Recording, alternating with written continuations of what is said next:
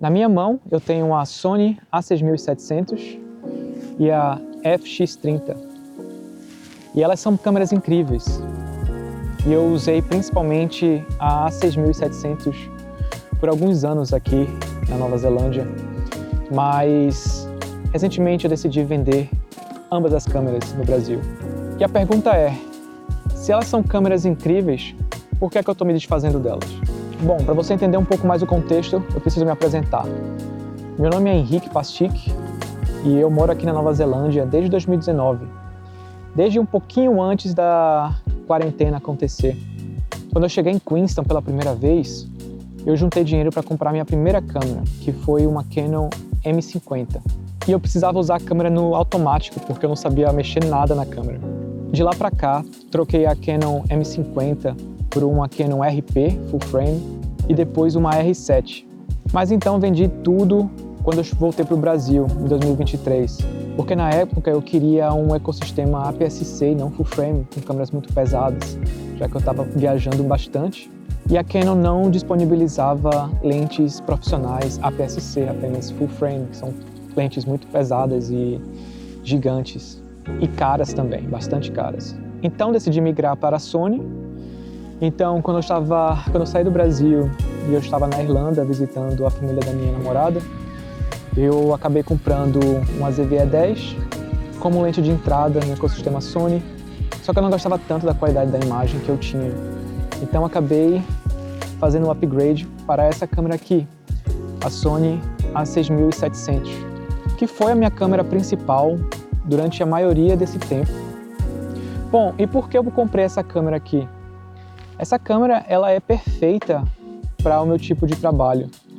Tudo nela é maravilhoso. Eu coloquei esse cage aqui só para dar um grip maior, porque eu comecei a usar lentes maiores. Mas a pegada dela é muito boa, o espaço aqui do grip é muito bom, as cores delas são muito boas, o foco é muito bom, ele usa o foco novo, usando inteligência artificial. Tudo é muito bom, você tem os dials para mudar rapidamente para foto, vídeo, esse outro dial maior aqui para você colocar as suas customizações. E eu simplesmente adoro as cores dessa câmera aqui.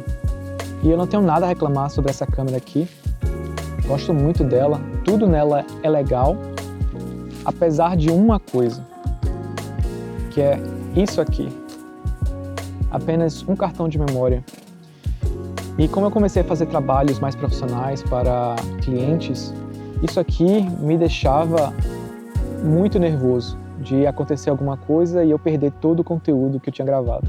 Então eu precisava de algo que me desse um pouco mais de tranquilidade. E também porque esse layout aqui é feito para fotos. Eu queria algo mais voltado para vídeo, já que eu faço principalmente vídeos.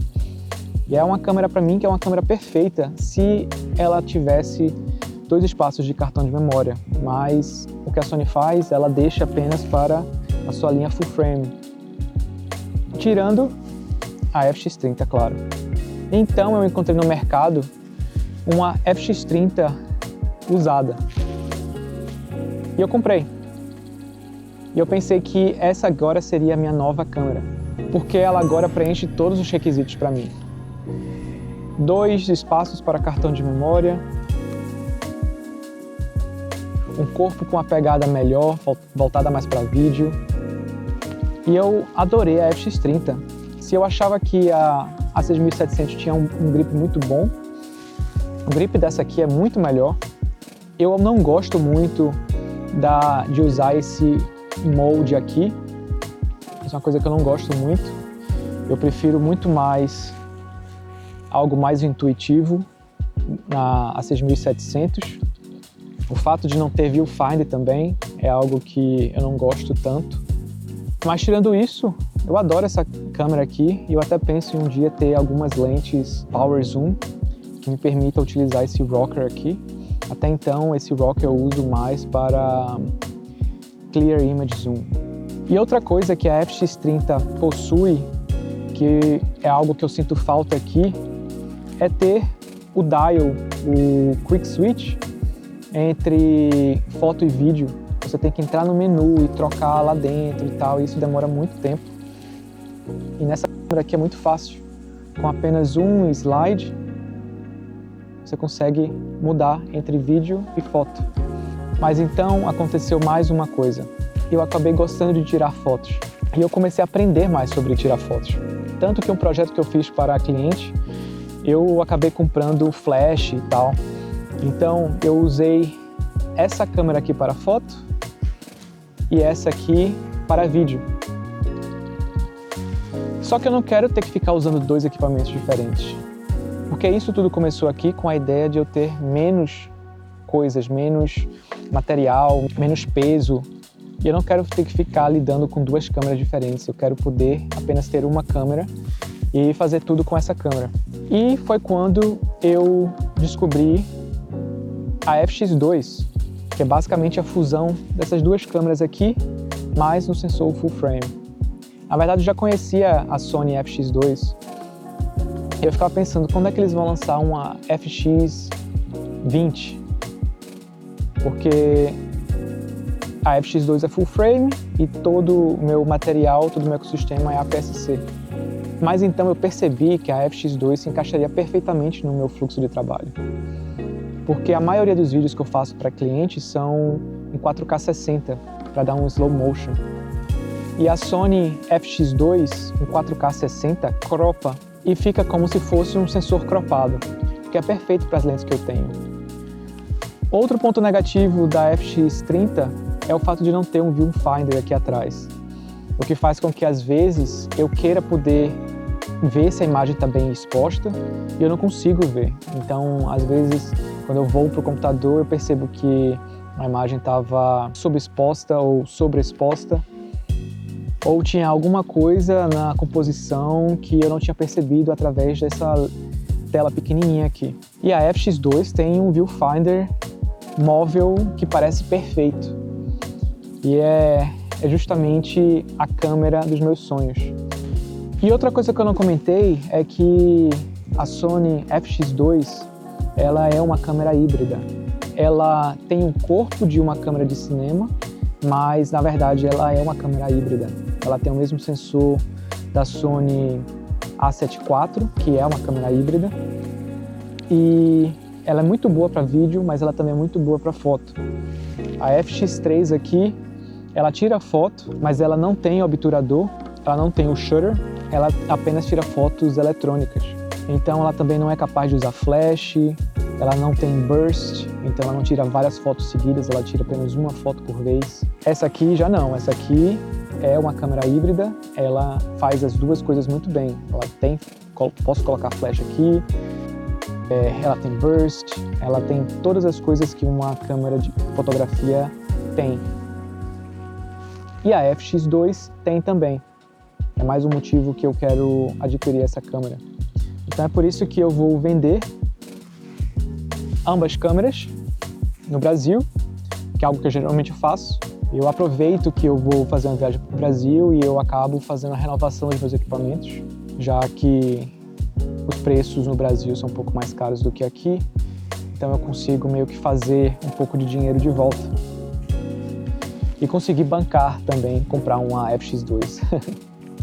Enfim, e usando a FX2 eu consigo utilizar todas as minhas câmeras, mesmo que seja em formato 24, 25p, 30p, porque existe um crop bem grande na imagem quando você usa o modo de estabilização ativa dinâmica, o que faz com que se torne praticamente um sensor cropado. Então seria a câmera perfeita para mim, e é algo que eu vou comprar em breve. Uma das coisas que não possui na câmera FX2, mas que existe aqui e aqui, é o 4K 120, mas eu não uso. Eu tenho essas duas câmeras há um tempo. Essa aqui há mais ou menos 3, 4 meses e essa aqui há uns 2 anos.